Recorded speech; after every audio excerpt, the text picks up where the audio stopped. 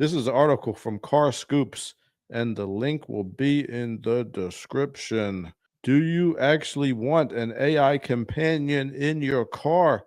Major automakers, including Ford, Mercedes, and Mini, are integrating AI companions and avatars into their vehicles, transforming basic voice assistants into interactive digital friends.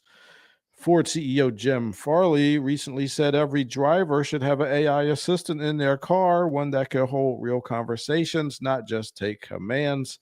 Amazon's Alexa Plus is now marketed as more of a conversational AI. And Mini, the automaker Mini, has an avatar called Spike, which is a virtual dog assistant. And this is showing people are shifting toward these personality driven AI companions. Now, Mercedes Benz has MBUX virtual assistant, and that is a living avatar that is shaped like a star. I know, Dane, you don't like these, right? I don't personally. I see why people would want them though, and I see how it could potentially help with safety, right? So instead of looking at your phone, you can just say stuff, and the AI kind of helps you do whatever you want to do. But it just isn't for me. Oh, okay. How Well, about how about Dane, you? I would get it. Let's see what else the article is saying. The critics note that these systems often struggle with accuracy. Yeah, sometimes the AI can hallucinate and give you wrong information, which I have experience, and I'll tell you about that. AI's on drugs. It wants to please you so much. Sometimes it just will tell you stuff and it's not exactly sure, but it'll tell you anyway. Supporters argue AI assistants improve convenience, letting drivers enter navigation, change settings, or play music hands free without distraction. And there is a divide between people like myself and who would be okay with it, and Dane, who doesn't really want it. People, what do you think? I think personally, I think it could be good for people like if you're doing deliveries, like you're doing a whole bunch of Grubhub or Uber Eats, and you have maybe 5 locations to go to. You might be able to ask the AI, which house do I visit first, based on the current traffic conditions. That might be helpful. But as I said before, I think you have to give the AI a sense of morality because somebody might be able to ask, what is the best route to take to a location to avoid the police so I don't get pulled over? But the plot twist is, what if you ask the AI to do something like that, and then it will just tell the police officer that you asked it to do that, and then Mm, it'll bring the police to you directly? That'd be hilarious. Dave, what do you think? you two-time son of a gun. I- You think you got a good AI, and they're out, cheating on you with the cops. I don't like it. I guarantee you, first of all cars will already snitch on you for whatever you do. There is there's black box technology in each car that will log things. So if you get into an accident, they will be able to retrieve all the data off that car. They were going to know if your seatbelt was on, how fast you were going. Even now, they could give it a lane departure warning information. They're going to know what channel you had on the radio and how high the music was turned up. They will tell everything about you.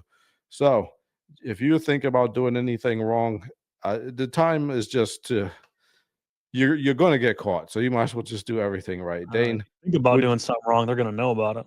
yeah. So the You ain't got to AI say it. is just an extension of that. Now, I tell you, I've been practicing using Chat GPT for automotive nerd research to make up a study sheet for an ASE test.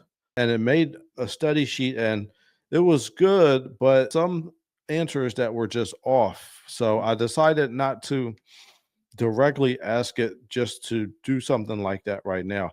Dane, have you ever used any type of AI or anything?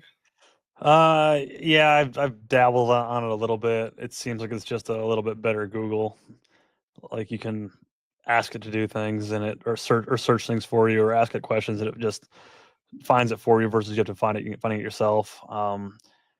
My wife is very involved with AI, and she works on developing AI into back end of the website, Oh, into how they're ordering and shipping goods from across the globe into certain, stores, retailers, fulfillment centers, or what have you. So she uses it a lot, and because she's integrating into these things. But but you haven't yeah, used it a lot.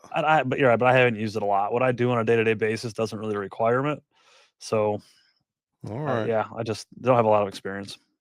I'll tell you one more thing before we go to the comments. I've been using it to help me make thumbnails, Hmm. and like you really can have a little bit of a conversation with it. Remember we did the article about the ICE raid at the Hyundai plant, and they went in there and they found a bunch of people that their visas weren't correct, and they arrested them. Yep.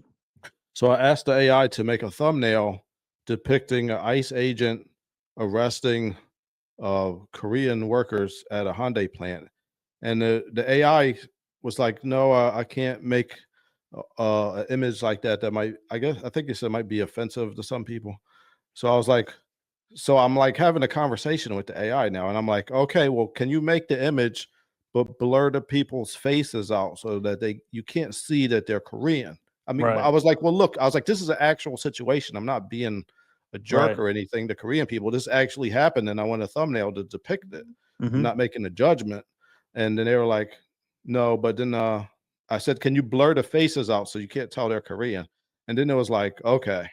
So I'm like, I'm reasoning, and it did it too. It blurred the faces out, Yeah. but yeah, like you could sit there and reason with this computer a little bit. But so Huh. yeah, AI, man, I would say try to figure out, just be a little bit in the loop as far as how is it works and what you could use it for is actually very helpful, because I don't want to get left behind by any technology. So Hmm. I'm gonna try to figure it out. But yeah, let's look in the comments. This guy says, "No, I believe AI would spy on me, perhaps even monitoring and recording my words, then leaking some of my words.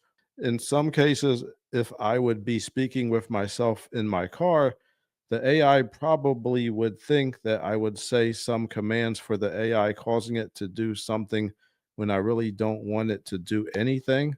This guy says, "I want AI nowhere in my life." Okay. Hmm.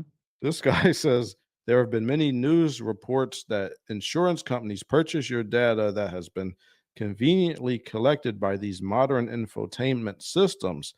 Now, with AI, they can collect even more elaborate details of you.